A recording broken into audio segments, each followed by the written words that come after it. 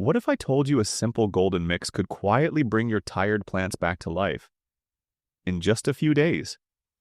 If your plants look weak, pale, or slow, this gentle natural spray can help restore their strength.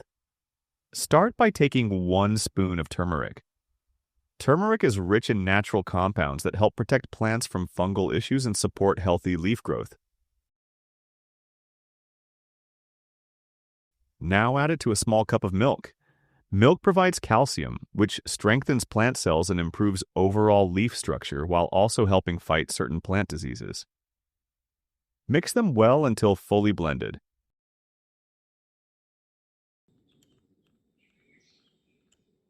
Then pour this mixture into 1 liter of water and stir again. This dilution makes it safe and easy for plants to absorb without stress. Pour the solution into a spray bottle and lightly mist it over the leaves, especially the undersides. Leaves absorb nutrients quickly, and this mix works directly where plants need support the most. Use this spray once every 7 to 10 days, preferably in the early morning or late evening. In just a few days, you may start noticing healthier leaves, better color, and stronger growth. Sometimes the simplest natural care is all your plants have been waiting for.